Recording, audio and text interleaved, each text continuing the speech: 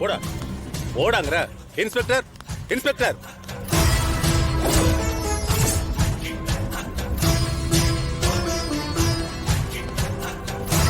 யார் நீங்க? என்ன வேணும் உங்களுக்கு? கேக்குறல, அமைதியா இருக்கீங்க, சொல்லுங்க யார் நீங்க? மேடம், என் பேர் புவனேஸ்வரி. நான் அருந்ததியோட சித்தி.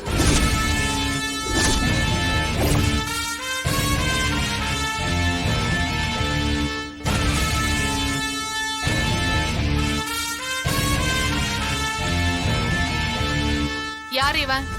மாயாவோட டான்ஸ் குரூப்ல சாண்டிலேற மாட்டினது இவன் தான்.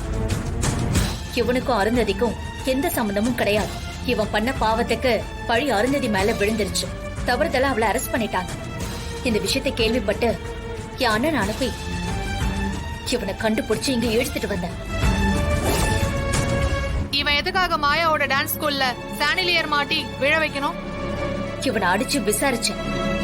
இவனுக்கும் சீனுக்கும் ஏதோ முன் தகராறு இருந்திருக்கு.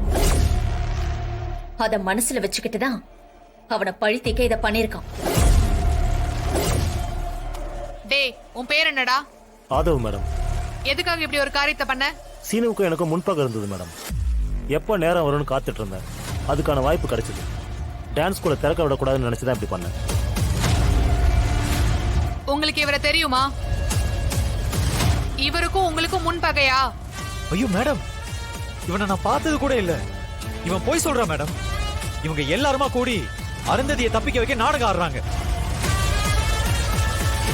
மேடம், இவனை உள்ள வச்சு விசாரிச்சு உண்மை என்னன்னு கண்டுபிடிங்க. ஆனா அருந்ததிக்கும் சாண்டிலேயர் விழுந்ததுக்கும் எந்த சம்பந்தமும் கிடையாது. மேடம், யார் சொல்லி நான் இதை செய்யல. நானாதான் சீனு மேல இருக்கிற பழிய தீக்க இப்படி பண்ண மேடம்.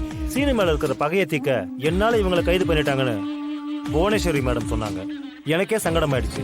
இது முழுக்க முழுக்க நான் பண்ணதுதான். யார் சொல்லியும் நான் பண்ணல. அவங்க மேல தப்பு இல்ல மேடம். மேடம், அருந்ததியை வெளியே விடுங்க. Constable madam,